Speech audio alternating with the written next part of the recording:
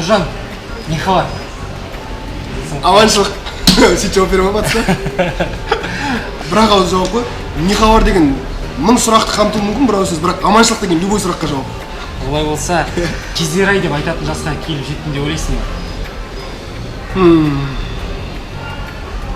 Білесің ба, бет жауап берейінші ба көш? Өтіп жатқан әрбір секунд, әрбір минут артта қалған кезі ғой. Демек, кездер-ай деп айтатын жас деген бір мөлшер жоқ сияқты менің ойымша. Кез келген адам айтылады. Кез келген адам айтылады, тек қандай сәтке байланысты. Мысалға, біреудің 40 жасында көрген, басына түскен сынағын біреу 15 жасында да көруі мүмкін да. Демек, оның да артында бір айтатын кезі бар да. Сол себепті азды-көпті сынақ бар, азды-көпті жеткен бір қадамдары бар, басқан. Сондықтан да менің де бір кішкентай ғана айтылатын бір кездерім бар сияқты. Той жүргізіп жатқанда той иелерінен сұхбатталасың ба? Алғым келеді, масқара алғым келеді. Негізі күшті идея тастадың сен маған. Дәл осындай той иелерімен сұхбат жүргізетін бір жоба жасауға да болады сияқты менің ойымша. Мысалы, осылайынан әңгімеде барысында шыққан жоба ғой негізі селфи сұхбат деген. Енді той сұхбат шығып жатса таң қалмаңыздар. Саған рахмет идея үшін, бақыш. Олай болса, Нұржан Аташтан той сұхбат күтеміз. Ресейде Познер номер 1 болып есептеледі, ал Қазақстанда кім деп ойлайсың? Өте қиын, негізі бұны өзіме де қоямын мен осы сұрақты кейде. Біздің Қазақстанның Познері кім деген сияқты. Қазақстанның Познерде кім деген сұрақтан бастайыншы онда, қарап. Жас мөлшері оған қатты жақын болмаса да, бірақ үлкен аға буынның ішінде Нұртілеу Иманғали деген ағамыз бар. Бай қуатты болайық деп эфирін аяқтайды. Енді бұл селфи сұхбатымен қай жас мөлшердегі көретін көрермендер екенін білмеймін, сондықтан да біраз екен. Бай қуатты болайық деп эфирді аяқтайтын адам қазіргі таңда жетісу арнасында бай қуатты болайық деген жобасы бар. Сол кісіні мен теңер едім Қазақстанның Познері деп. Ал егер өзіммен қатарлас, өзіммен замандас жігіттерді айтатын болсам, бұл жерде формат бөлек тележүргізушілердің әртүрлі. Екі-үш адамға тоқталып өтейінші, жаңалық форматында менің өзім замандастарым, құрдастарымнан ғана айтайын, өйткені одан үлкендерді мен сынап қандай да бір нәрсе айтуға хақым жоқ. Мақсат Толықбай, Ерқанат Көпжасар Асыл деген азамат бар КТК арнасында жүргізетін. Менің өзім араласатын жігіттерден айтып жатырмын. YouTube, әлеуметтік желі, заманның талабына сай жоба жасап жатқан сұхбаттың ішінде Толп лайк, Аман Тасыған, одан кейін мәселе деген бағдарлама бар Қазақстан ұлттық арнасында, Нартай Аралбай деген барлығы мен өзіммен бірге араласатын замандас бауырларым. Анау болатын елдің балалары бірін-бірін батыр дейді, сондықтан да осы жауап оңтайлы жауап болатын сияқты бақыш. Олай болса, бұл жауапты қабылдаймыз. Жауап қабылдалды. Сен жайлы көп адам жалпы тек жүргізуші асаба ретінде біледі. Басқа не білу керек сен жайлы? Жақсы баламын дегенше. Мен жайлы ма білмейтін мына қыр шығар енді. Ең алғаш менің жалпы телевидениеға қадам басқаным Бакуш. Сен жақсы білесің, ол актерлықтан басталған. Менің әуелгі бала кезімдегі арманым да сол. Егер маған таңдау қоятын болса, Нұржан тележүргізуші ме әлде актер ма дейтін болса, Нұржан актер бірінші. Одан кейін барып тележүргізуші. Сондықтан да мен қалаймын, бірінші қандай да бір регалий жазылатын болса, Нұржан Аташ деген кезде бірінші актер деп жазса екен деп қалаймын. Олай болса, бізде қонақта актер Нұржан Аташ. Рахмет. Бұл өте көп таралған мәселелердің бірі, жалпы қанша очки сындырдың? Екі очки сындырдым. Мен негізі көзілдірік тағуды да бар ғой, білесің бе? Ойламаған жерден солай болып қалды. Өйткені менің көзіме теріскен шықты, тойға шығу керек, той жүргізу керек, амал жоқ. Ол теріскенді қалай жабу керек? Көзілдірік. Інім сыйлады. Тойға барып жатырмын, әбден басым атып келе жатыр. Мен грим жасайтын шығармын деп. Гримді жасадым, гримнің өзі жаппайды, білесің оны? Қатты ма көзге жақын шыққаннан кейін ол бәрібір көрініп қалады. Сондықтан да тойға кетіп барадым, мен санаулы сағаттар ғана қалған, 1-2 сағатта той бастауым керек. Телефонмен хабарласып, ініме айтты, мен көзіме бір көзілдірік алсашы деп. Қарамадым, жоқ қара емес, кішкене білек бар. Жасырып тұратын, сондай бір көзілдірік алып едім. Ең алғашқы көзілдірігімде Самат деген менің інім сыйлаған, Қостанайда тұрады, айтпақшы. Қостанайдан алып келді десем ше. Алматыда жүрген, одан кейін екінші көзілдірікті өзім алдым.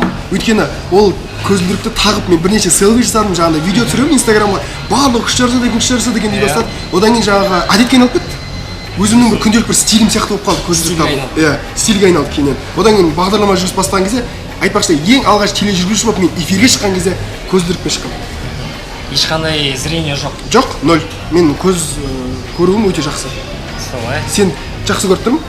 Және ренжитін деп ойлаған жоқпын, Бакуш, ренжімейсің. Все, хорошо. Жалпы бұл сұрақ бәріне маңызды сұрақ шығар. Хит ТВ неге кино көрсетіп кетті? Күшті бұл клип көрсетіп жүреді ғой?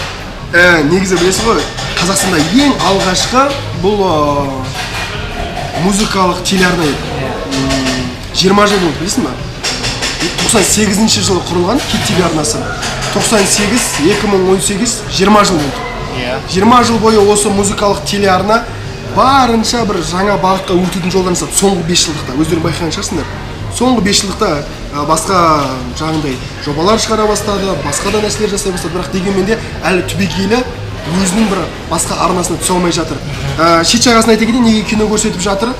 Hit TV арнасы мүлдем форматын ауыстырады. Неге? Музыкалық телеарна деген ярлықтан айырылғысы келіп жатыр. Бұны айтуға менің хақым бар ма жоқ па білмеймін. Басшылық көрмейтін шығар деп ойлаймын. Егер хақым жоқ болса, бұл видеомда және тағы да бір жаңалықпен бөлісе кетейін. Бакош, саған эксклюзив айтайыншы.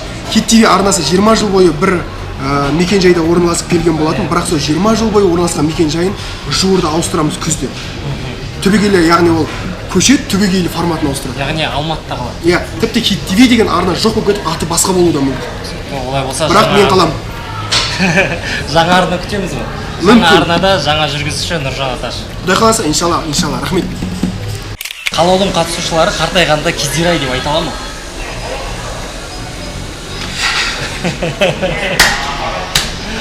Біріншіден, браво, шын айтайын.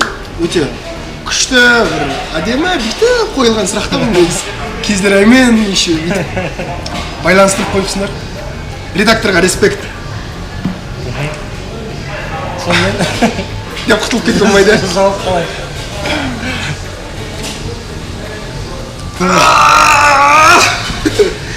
Мен бар ғой, көңілге қараймын шын айтайын, адамдардың қатты көңіліне қараймын да, өйткені мен өзімде бір хэштегтерім бар ғой, инстаграмда оқисың ғой, мен хайптан халық қымбат деген, бірақ хайпқа кетіп жатыр да. Халықтың алдындағы атақтан абырой қымбат деген нәрсе бар да, Бакош. Қазір көбі енді сол атаққа құмар болып жатыр ғой. Демек ақыл атаққа құмарлықпен сәйкес келіп жатқан жоқ та, мына баланс жоқ та екі ортада. Соның кесірі. Көңілге қарап тұрсың. Айта алмайтын сияқты. Шоу-бизнесте жалпы барлығы бір бірінің көңіліне қарайды. Мысалға, қандай да бір конкурс болып жатса да сынамайды қатты. Көріп жатсың ғой, өзің біліп жатсың. Сондай. Неліктен? Өйткені біз біріншіден Аллаға шүкір өнерде дінге бетбұрыс өте жақсы. Сол себепті дінде білесің, адамды мейлінше ренжітпеуге тырысады ғой. Нағыз мұсылман қандай деген кезде өзге мұсылман бауырына өзіне тілегенін тілейтін дұға ететін мұсылман дейді да. Енді қара, өзіңізге не тілейсіз? Жамандық тілемейсіз ғой. Бірақ дегенмен де анау егер адамға ақшалай немесе дүниемен жақсылық жасай алмасаң да, ең болмаса тіліңмен жақсылық жаса дейді да, жақсы сөз айт дейді да. Егер тіліңмен жақсылық жасай алмасаң, онда ештеңе айтпашы дейді да, ренжітпеші ең бастысы дейді да. Сол сияқты, сол себепті де ойлаймын, мен өнердегілер қатты көңілге қарайтын осыдан шығар. Сондықтан менің де қатты сенің жаңағы сұрағыңа қипықтап отқанымда, қиналып отқанымда сол себепті қысқаша ғана жоқ деп жауап берген дұрыс сияқты. Все, хорошо. Негізінде дұрыс емес қой. Менің көзқарасым егер жеке пікірімде дұрыс емес. Все. Егер де елімізде кез келген айқай шу болып жатса, куда смотрит Акимат деп айтасың ба, әлде куда смотрит Сәкен Майғазиев дейсің бе? Куда смотрю, я деп айтар едім бірінші. Адам өзінен бастау керек қой, негізі Бакош, бәрін өзінен бастау керек та. Енді күшті әдемі сұрақ, бұған дейін Сәкен ағамызға ренжімей жүр, өйткені Сәкен ағамыз сондай бір қамқор ағаларымыз ғой енді. Акимат деп Сәкен ағамызды Акиматпен теңеп қойған әдемі, өте тамаша. Бірақ мен бірінші кез келген нәрсені өзімнен бастаймын Бакош. Куда смотрю, я деп айтар едім. Әркім өзінен бастау керек. Әрине, 100%. Сенің бағдарламаңда ойландыратын мұңды нәрселер көп болады. Жалпы сол сені өзгертті ма? Мысалға кино қарап жатқан кезде жылайсың ба? Менің жылауым өте қиын адаммын негізі. Бірақ адамның жан дүниесін үңіле аламын мен. Жан дүниесін ұға аламын, сезіне аламын ең бастысы. Бірақ мен барынша өзімнің көз жасыма ерік беруден кішкене алшақтаймын, өте қорқамын. Өйткені бір көз жасыма ерік беріп қойсам, онда тоқтауым қиын да. Сол себепті өзімді ұстауға тырысамын көп жерде. Бірақ мен кездері бағдарламасында бір-ақ рет көзіме ерік берген сәт болды, ол Әбдіжаппар Әлқожа бауырыммен сұхбатта шынымен көзіме ерік беріп қойды. Неге? Біріншіден, ол менің өте жақын бауырым. Екіншіден, ол жерде сондай бір атмосфера болды, ол бізге кәдімгідей әсер етті. Жан-жағымыздың барлығы свет сөніп тұр, тіпті біз операторларды да көріп тұрған жоқпыз. Дәл екеуміз ғана бір қараңғы бөлмеге кіріп алып, сырласып отқан сияқты бір атмосфера болды. сол себепті ғана Кезерайдың төрінде мен бір-ақ рет көзіме жас еріп берген сәт болды. Бірақ қонақтарымның ішінде 3 қонақ бар, көзіне жас еріп берген, және мен олардың көзіне жас еріп беру маған деген ең үлкен сенімінің ақтығы мен пәктігі деп бағаладым. Оны мен Инстаграмға да жариялап осыған байланысты өзімнің пікірімді білдірген болатынмын. Оқыған шығарсың. Ол біздің Әбжаппар Әлқожа, ең алғаш Дастан Оразбеков және Индира Елемес деген 3 қонағым көзімдегі жасқа еріп беріп қойған болатын. Ал тағы да одан бөлек бірнеше қонақтар болды. Жанарындағы жас келіп тұрып жалт етіп тұрса да ұстаған қонақтар болды. Иә, кейде мен тіпті деп тырысатым осылардың көзіне жас шығармай қойыншы деп, өйткені мен қорықтым. Халық осы Нұржанның Кезерайы тек қана жылата береді деген, білесің ғой, бір жеңіл пікір айта салуға құмарымыз. Жеңіл, ал орда 1 сағаттан астам уақыт мен сұхбат жүргіземін, 1 сағаттан астам уақытта қасында келіп отырған болса, тіпті отырмай-ақ та қойсын. Сол менің YouTube арнасына жүктеп жатқан 45 минут сұхбатымды бастан аяқ көріп шықса екен деп ойлаймын да. Ал мен өзгерттім ма Кезерай 100% мені өзгерте алды. Өйткені мен біріншіден іздене бастадым, өйткені үлкен ағалармен сұхбат жүргізетін болдым. Үлкен мысы басым адамдармен тепеден сөйлесуге өзімді қалай дайындауым керек деген сұрақтар қоя бастадым. Сол себепті сол жағынан менің ізденімпаздығымды және де біліми, адами, психологиялық тұрғыдан өте өсуіме септігін тигізді деп айтылар едім. Егер де шашыңды тақырбас қылып алдыр десе, келсесің ба? Жобаға байланысты. Қандай жоба, егер соған сәйкес келетін жоба болса, мен тақырбасып шашымды алатын болсам, онда қазір жүргізіп жатқан Кезерайдан кішкене бас тартуыма тура келеді. Жүрек жалғайық бағдарламамды бас тартуға мәжбүр боламын. Және үшінші, тағы да бір жақсы жаңалықпен бөлісе кетейінші, әлі еш жерде айтқан жоқпын. Мистикалық бағытта мені көбісі наркоман, су меркедағы актерлар ұқсатады ғой, нағыз сондай құсатып жүрген актерлар ретінде жүргізетін бір бағдарлама шығады, мистикалық бағдарлама. Соны жүргізген жоқпын. Осы 3 бағдарламадан бас тартуыма тура келетін болды, мен шашымды алатын болсам. Егер шынымен де солардың барлығынан басым болатын және де маған үлкен мүмкіндік беретін жоба болса, әрине мен алуға тура келеді. Және де тағы бір нәрсе, үлкен таразының басында тұр, ол той. Білесің, мен тойда 3-4 ай бұрын, тіпті 6 ай бұрын тастайтын бар. Оларды да ойлану керек деген сияқты ғой. Жастар сен сияқты жүргізуші болу үшін не істеу керек? Қайда бару керек? Маған еліктейтін адам бар деп ойлайсың сен, Бакош? Енді бар деп ойлаймын. Енді сен жүргізушілікті бастап жатсың, Бакош? Мен мысалға ұқсат па сенің бағдарламаңда сұрақ қойса? Да? Иә. Мысалға, саған менің жүргізгенім ұнай ма? Шыныңды айт. Дәл қазір сұхбат беріп отқанымда, мысалы, менен қарағанда жақсы болып тұр ғой. Демек мен жүргізгеніне қарағанда сен көрініп тұр да. Жақсы. Бірінші айтар едім, маған Кезерай жүргізуге не көмектеседі білесің, Бакош? Не көмектеседі? Тойда 10 жыл бойы той басқарып келатырмын. 10 жыл бойы тойда мен адамның психологиясын еріксіз зерттеуге мәжбүр болған екенмін, мен өзім байқамаған. Ал сол психолог болған нәрсе маған осылай сұхбат жүргізуге өте қатты көмектеседі. Мен тіпті менде сценарий жоқ, сенесің бе? Кезерайда менде сценарий жоқ мүлдем.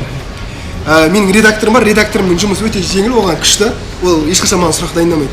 Өйткені ол біледі, мен тек қана бірінші сұрақ көңіл күйден бастаймын. Кезерайды байқасаң да көңіл күйден бастаймын, немесе соның алдында кіріп келген кезде біз мотор деп бастамас бұрын еріксіз сөйлесіп қалуымыз бар. Сол еріксіз сөйлесіп қалған кезде мен бір-екі нәрсені байқап қалуым мүмкін, сөзім немесе сөйлем арасында.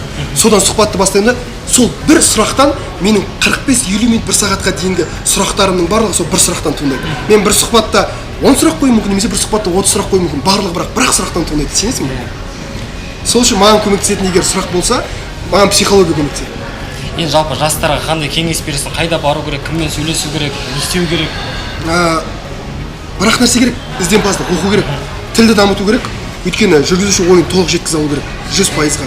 Сондықтан да кітапты көп оқу керек. Біздің ақсаңдайтын жеріміз осы, өйткені ғаламторға көп уақыт бөлеміз. Тіпті Инстаграмда сенесің бе, мен азында тұрып 12 немесе 8 сағаттық достарымның лентасын қарап шығу үшін жоқ дегенде бір жарым сағат уақытым кетеді, егер мен лайк басатын болсам. Егер лайк баспай жай ғана қарап шығатын болсам, бір 45 минуттай уақытым кетеді екен.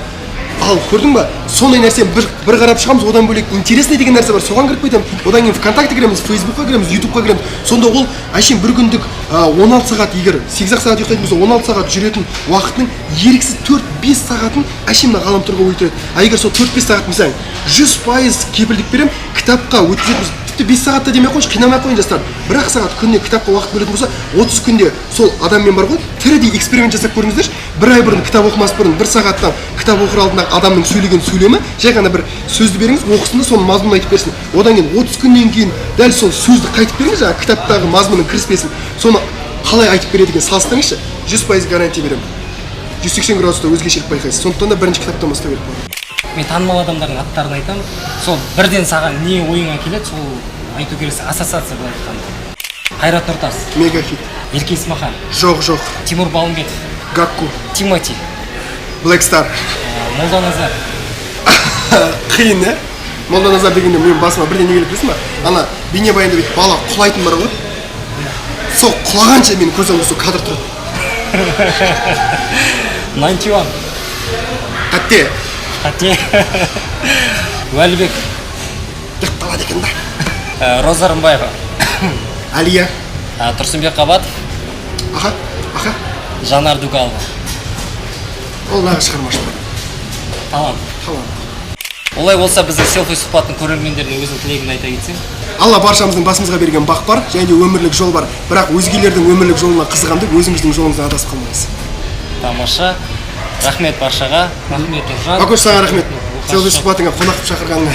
Айтпақшы, соңғы кездердегі алғашқы берген сұхбаттарым бір ау деймін.